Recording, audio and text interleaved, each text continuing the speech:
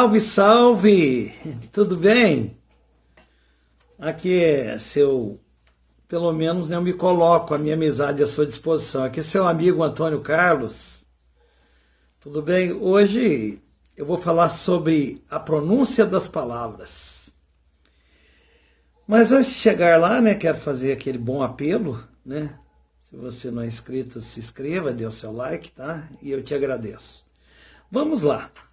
A nossa construção cultural, primeiro, a gente começa falando, né? A gente começa falando, junto com as pessoas do nosso convívio, da nossa vida social, né?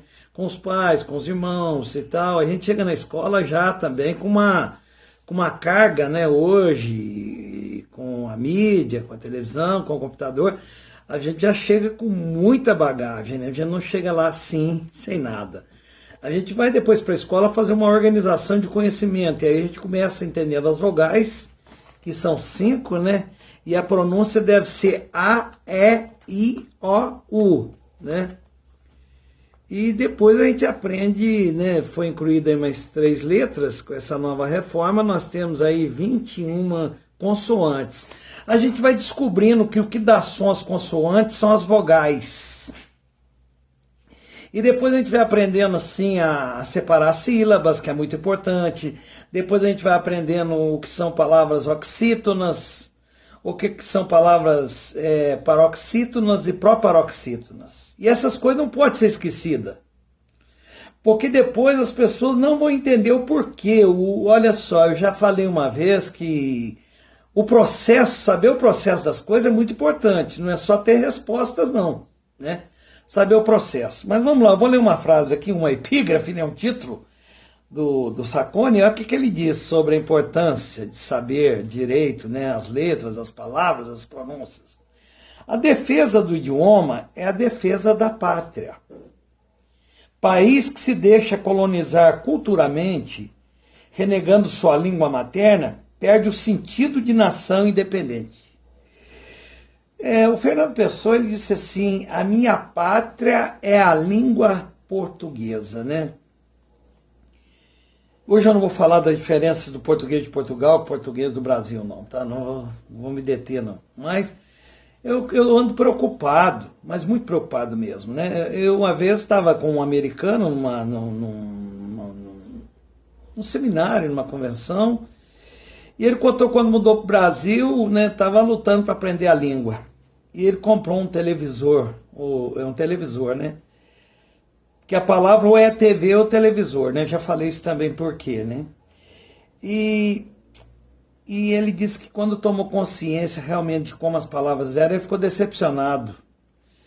Porque as programações de televisão, eles falam muito errado. Tá? Eles falam muito errado. Vamos lá começar, né? Por exemplo, qual é a palavra que existe? A palavra que existe é recorde. Recorde. Interessante que os jornalistas escrevem corretamente e pronunciam errado. Porque eles pronunciam recorde. Ó, presta atenção. Toda proparoxítona, ela é acentuada. Prática, prática, matemática. Toda proparoxítona, ela é acentuada. E a palavra recorde não tem um acento no primeiro E, então não é recorde, é recorde. A sílaba tônica está no cor, recorde. E interessante, aí você pode dizer, não, mas eles estão falando inglês. Mas acontece o seguinte, não é essa a língua oficial do nosso país. É um equívoco, é um erro, tá? É se deixar levar. Se está fazendo essa opção consciente, está se deixando levar por aculturamento. E aí está desvalorizando, não está ensinando, né? Os nossos jovens, o nosso povo a falar. Quer ver uma outra palavra? A palavra é rubrica. Né? Quando uma pessoa te dá um documento e você não vai escrever seu nome por extenso, você pergunta, eu posso fazer uma rubrica? Porque rubrica é o mesmo princípio da palavra recorde. Ela não é proparoxítona, ela é paroxítona. A tônica está em bri, rubrica. Mas vamos lá, né? Outros detalhes. A palavra é supérfluo e não supérfluo. A palavra é espontaneidade e não espontaneidade. Olha, uma pessoa não come peixes com espinho. Peixe não tem espinho, quem tem espinho é roseira. O peixe tem espinha. Ou então cartilagem, que é o caso do cação, do tubarão.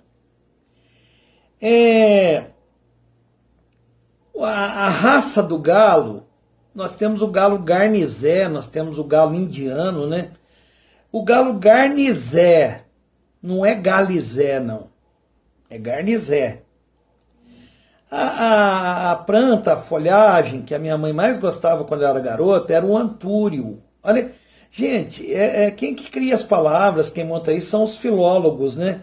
E isso é feito com estudo, com dedicação, e talvez haja esse carinho de uma construção bonita, né? Uma comunicação requintada, né? E eu me lembro, né? Não ouvi os sons direito ainda, né? Eu vi as pessoas falar Antúlio. Não. Antúrio pode vir de monturo, que é lixo, né? Não, é antúrio. Outra palavra. A palavra é sabugo. Não é sabuco, é sabugo. É G. Existe uma coisa no grego que não existe no português, né? No português o J e o G têm o mesmo som. Por isso que as pessoas têm dificuldade, né? Giló é com J, canjicado é com J, né?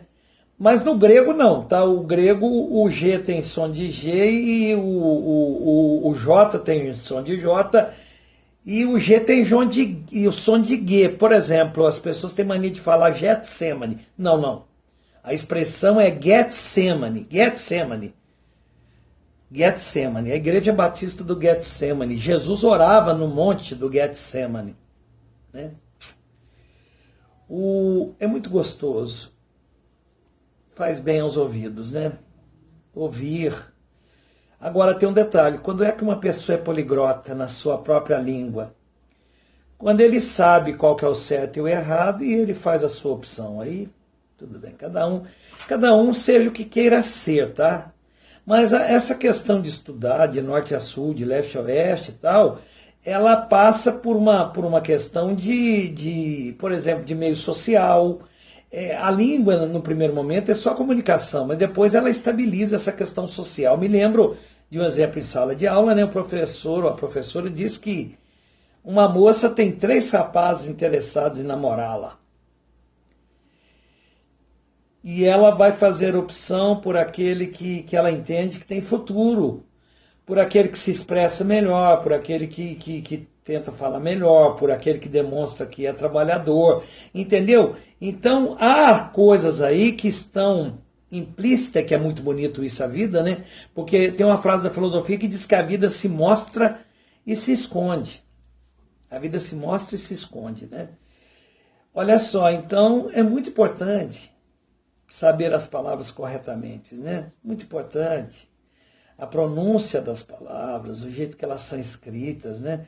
Comunicar da melhor maneira possível. Outra coisa, hein? O Japão, a Coreia do Sul, os países aí que foram já bombardeados, tiveram uma nação acabada e voltaram a ser grandes potências, estão entre as primeiras do mundo. É lógico que houve gente temente a Deus, houve oração, tudo, mas tem um detalhe. Educação estava em primeiro lugar. Olha só, nós estamos aí há 1 ano e meio sem uma escola oficial. E já se fala em acabar com a escola, né? E os alunos que vão à escola também não querem aprender. E não sabem que aprender e praticar é muito importante. Tá? Vou citar mais 2 palavras. A palavra é algoz. E algozes no plural, tá? O algoz é o carrasco. O algoz é aquele que, né, o verdugo, é o carcereiro seria hoje, né? E a outra palavra é dolo. Dolo é má fé, boa fé. Por exemplo, Pilatos, quando foi julgar Jesus, e ele conversou com Jesus, ele ouviu que o povo estava dizendo que ele era doido, que ele estava dizendo que ele era o filho de Deus, e o Pilatos olha para o povo e diz, olha, eu não vejo dolo nele, eu não vejo má fé. Né? Ele pode ser uma pessoa que se salário ficou louco. Olha, a palavra, né, Jesus deixou para começar seu ministério com 30 anos, para não ser dito que ele, né, não era louco, né, não tivesse um diagnóstico desse. Porque eles poderiam alegar que ele mais novo, né, não era maior de idade, que ele não seria responsável por aquilo que falava. Mas o Pilatos disse que não via dolo nele, não via dolo, não via má fé.